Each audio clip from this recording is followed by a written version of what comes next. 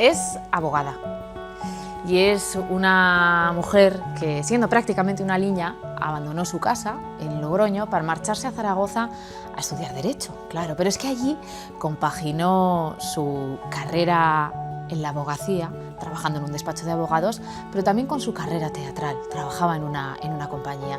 Se declara una auténtica admiradora, apasionada, enamorada del cine argentino.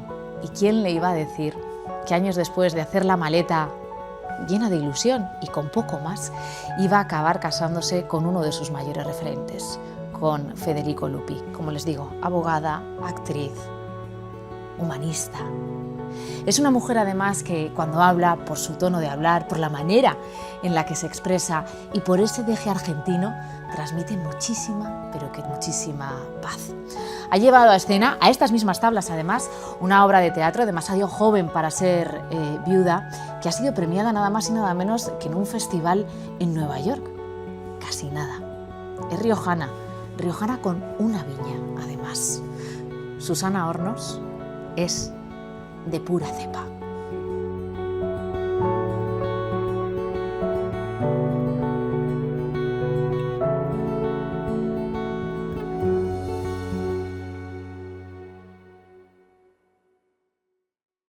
Hola, Susana. Hola. Riojana con una viña, no he dicho ninguna mentira. Yo no, ahí los padres. Bueno, algo toca. Bueno. ¿Has vendimiado alguna vez? Mira, muy de jovencita, cuando todavía las cuadrillas eran de la gente del pueblo, ¿sí? Y demás, que tenía 16 o así, pero creo que fui 2 días, pero porque no me dejaron repetir. O sea, fue antes de marcharte a Zaragoza. Sí. ¿Siempre has querido ser abogada? Tuve una vida aquí. ¿Siempre has querido ser abogada? No, nunca quise ser abogada. Por eso duré 6 meses. O sea, me saqué la carrera, terminé, empecé en el despacho y... No. Lo que pasa es que yo quería, fíjate, ser periodista.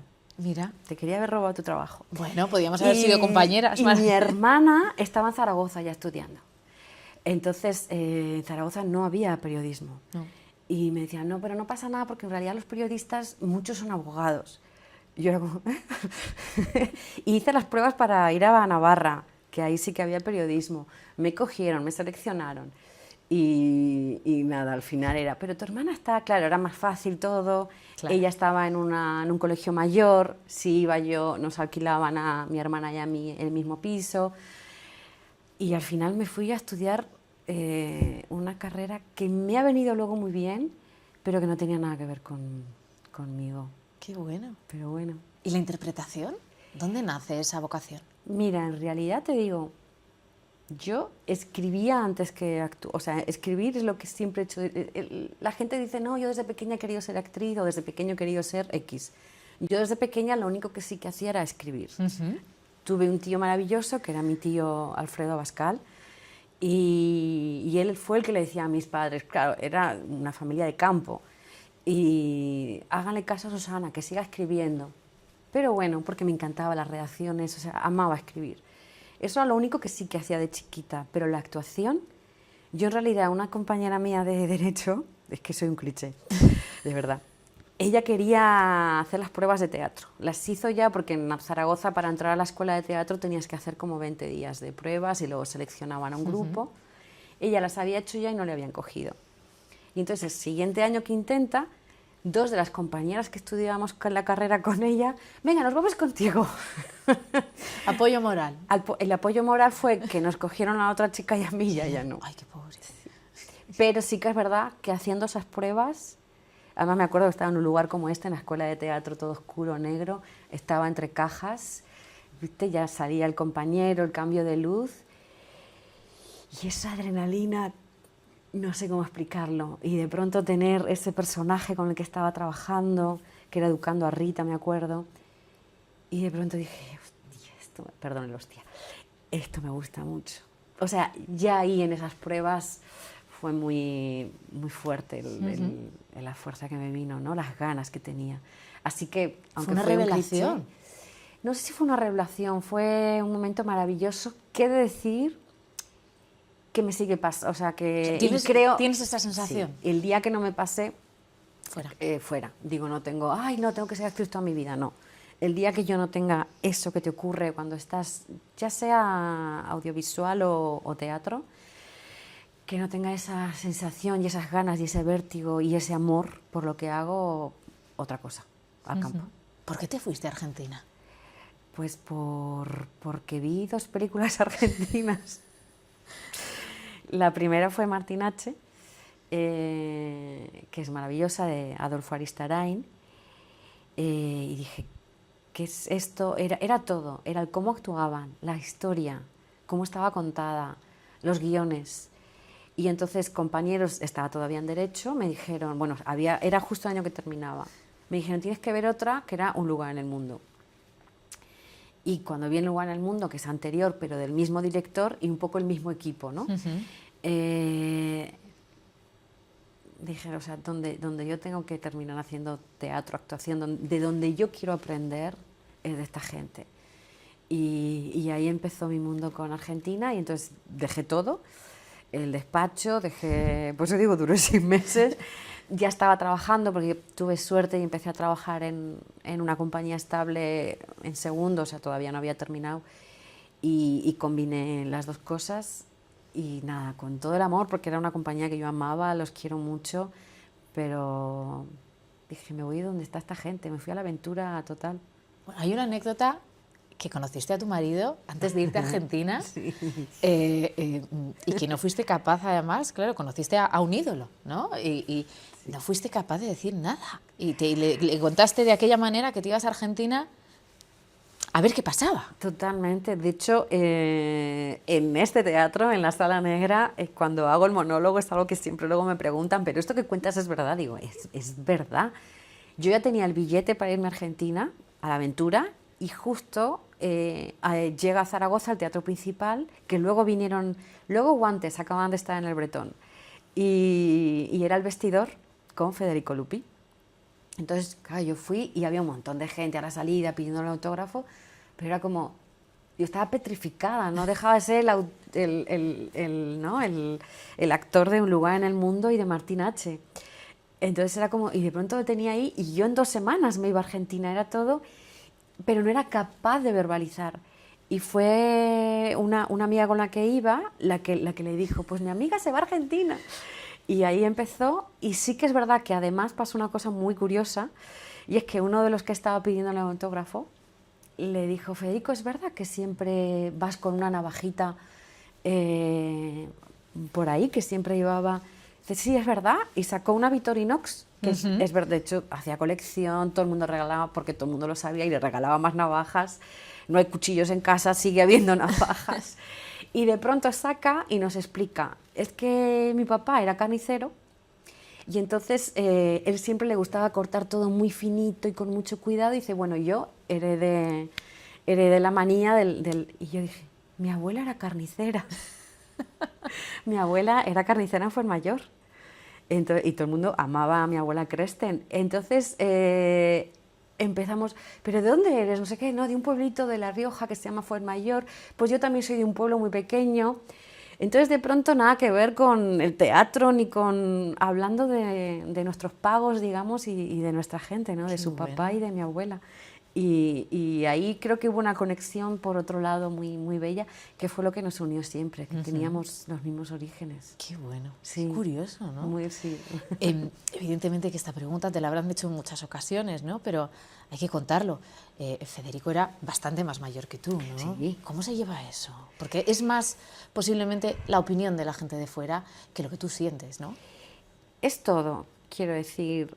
Yo nunca me había ni siquiera gustado un hombre mayor. O sea, esto del... Nunca digas nunca, de todas formas. Un profesor que no sé cuánto, o el amigo de un primo, estas cosas, nunca.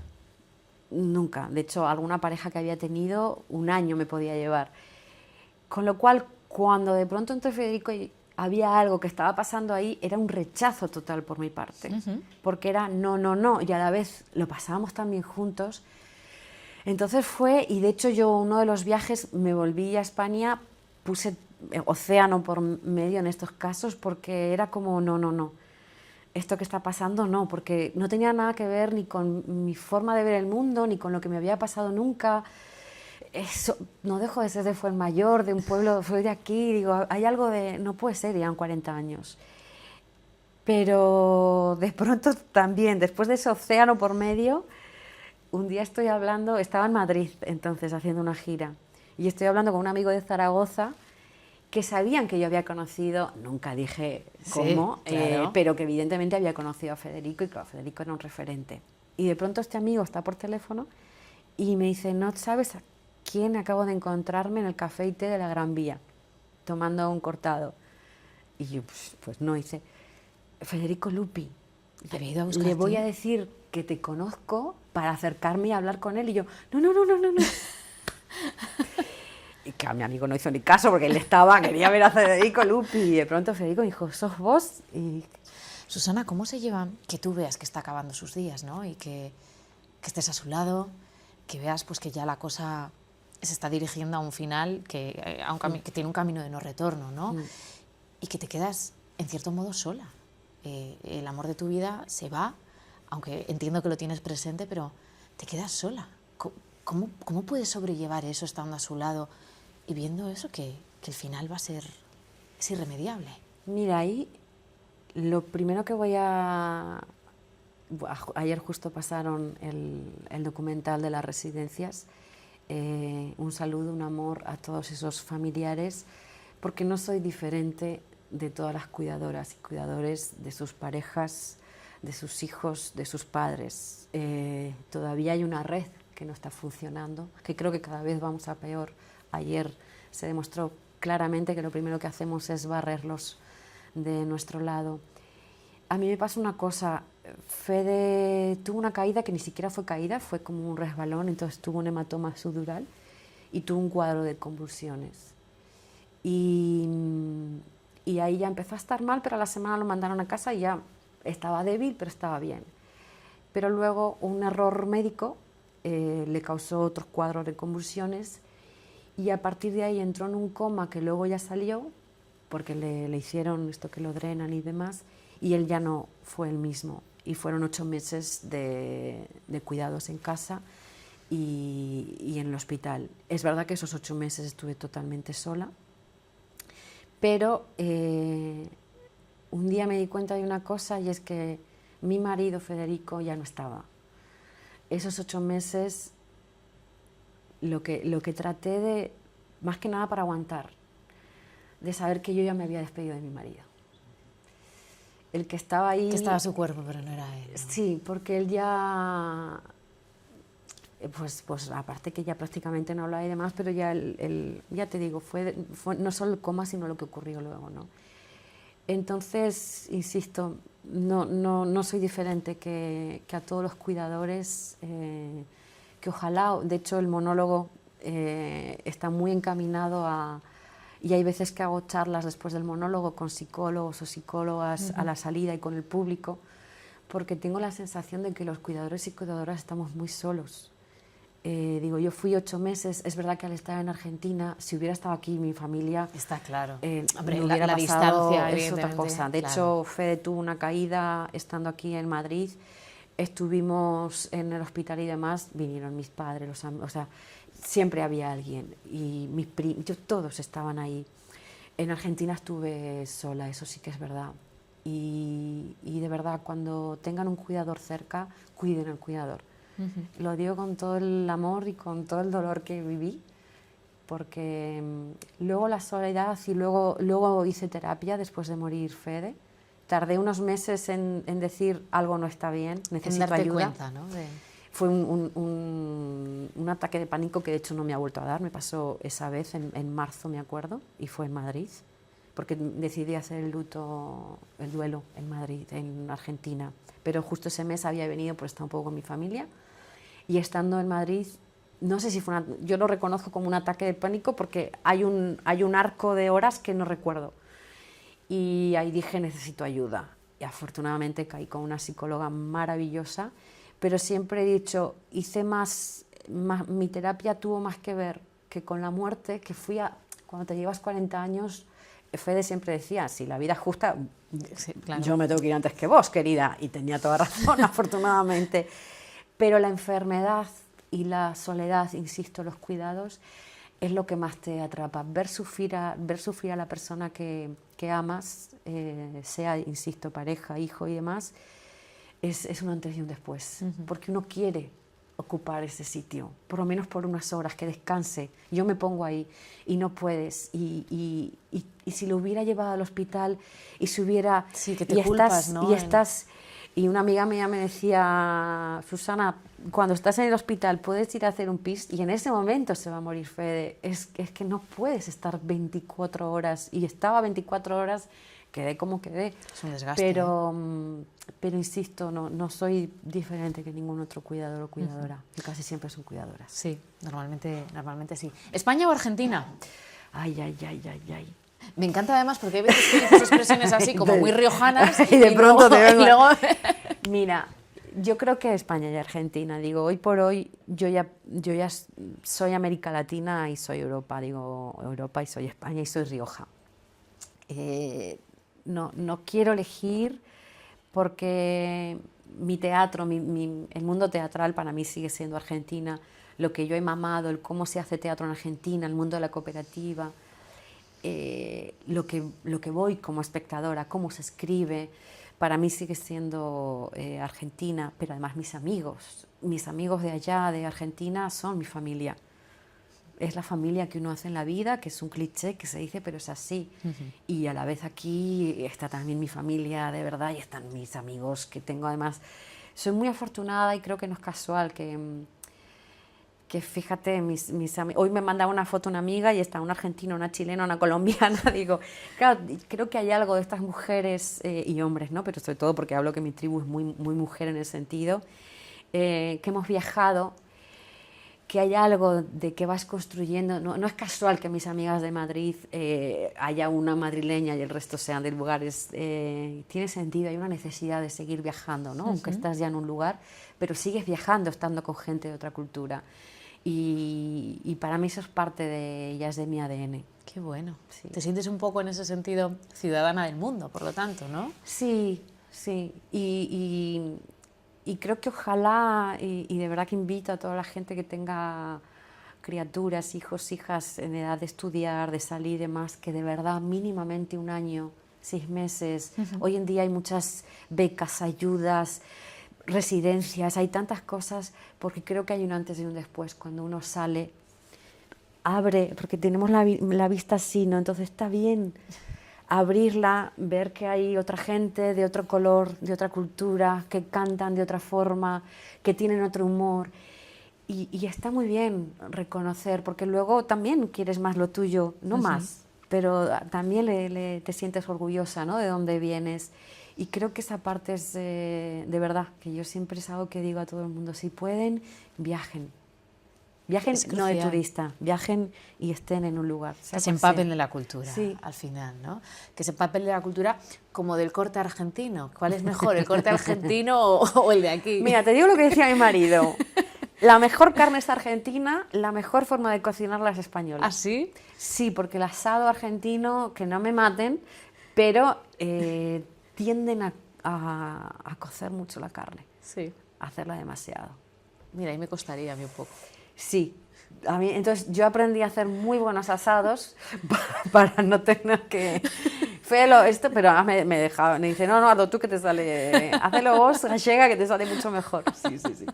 No. Qué bueno, sí, qué bien. Sí. Ahora estás instalada en Madrid, ¿no? Sí, estoy viniendo mucho a Logroño, estoy como viniendo más. Es verdad que mi hermana falleció, va a ser ahora ya los 4 años, entonces... Hay algo que dije, cordón umbilical, ¿no? es el momento, ¿no? De volver a estar más cerca de mis padres, porque hay un antes y un después también en nuestras vidas después de aquello. Y a mí me gusta mucho Logroño. Es verdad que no sé si podría vivir todavía a día de hoy. Creo que no, porque además paso 8 o 10 horas al día escribiendo. Entonces la gente no entiende. Mis amigas ya lo saben en Madrid, no tengo que dar explicaciones. Vamos a tomar un vermú, vamos a esto, vamos a... Y no, yo puedo salir un día a la semana como mucho, pero no mucho más porque si no, no puedo. Rompes el ritmo, ¿no? Sí, Claro. sí, no puedo. Igual ahora en abril termino y una semana me relajaré. Pero eso mis padres no lo entienden. Ah, ¿vas a seguir con el ordenador? Sí, es que es mi trabajo, es muy difícil entender. Claro. Es un mundo que es muy solitario. Entonces en Madrid cuando estoy, digamos, a mi ritmo, mis amigas lo entienden, lo saben, y soy yo la que SOS, por favor, salgamos, hoy que no puedo más. Eso sí, pero bueno, no sé, me adapto a todo, eso también es verdad. Bueno, hay que ser todoterreno Sí, también, sí, ¿no? sí, En la sí. vida hay que ser todoterreno para Sí. saber afrontar las cosas los reveses, ¿no? Que Sí. nos da muchas veces la vida. Eres muy disciplinada para escribir, por lo tanto. Sí, es que, o sea, yo te juro que la gente que está haciendo otra cosa y no sé, hacen 1000 cosas, tienen criaturas, marido, mujer y todo, y además escriben, o sea, yo me quito el sombrero, porque yo necesito 8 o 10 horas, de hecho tengo 45 minutos escribo, 10 minutos descanso, 45 escribo. ¿Tienes el horario del cole casi? Sí, me pongo alarmas y además también por las piernas, por todo lo Sí. que me duele, estiro la espalda y todo. Pero es la forma que a mí me hace bien. Y cuando paro, a veces paro para hacer algún ejercicio de los míos actorales que me ayudan mucho a la escritura. Y esos son muy de respiración, de cuerpo. Entonces, digamos que paro para seguir trabajando, pero de otra forma. Para coger la energía, ¿no? Sí. Para canalizarla Sí, luego. sí, pero yo necesito la disciplina. Nada, Bueno. que cada uno... ¿Qué te inspira? Todo. Todo. Mira, en ese sentido, uno de mis grandes maestros de teatro en Zaragoza, Mariano Cariñena, recuerdo que el primer día en su clase estábamos ahí un montón pues igual éramos 14, 16, ya no me acuerdo nuestra clase. Y de pronto nos pregunta, en el Paseo de Independencia, ¿no? En Zaragoza, ¿los árboles que hay qué son? ¿De hoja caduca o perenne? Y yo decía, bueno, es que yo no soy de Zaragoza, no tengo por qué. Llevaba 5 años viviendo en Zaragoza y pasaba todos los días por ahí, pero yo no soy de Zaragoza. Y de pronto casi todos eran de Zaragoza y, no, caduca, no, perenne, no, a ver, no, hombre, cuando llega el otoño se caen no, pero el barrendero cuando, o sea, a día de hoy no me acuerdo ahora si era caduca o perenne. Y de pronto dijo, la primera lección que tiene que aprender un actor es a observar. Y eso me lo aplico a la escritura. De hecho, el libro, Mañana seremos otro día, me vino de una imagen. O sea, yo estaba trabajando los dos personajes, pero en paralelo, ¿no? Porque siempre escribes una escena para un compañero, sí, un monólogo para ti, porque todo el rato tienes que estar entrenando. Pero iban en paralelo, sus vidas no se tocaban, no tenía... Y de pronto un día estoy en un festival de teatro y yo todos los días, hacía poco que había fallecido mi hermana, entonces me iba 1 hora de ida y 1 hora de vuelta por la costa, solamente, viste, me lo lloraba todo y luego me iba a trabajar.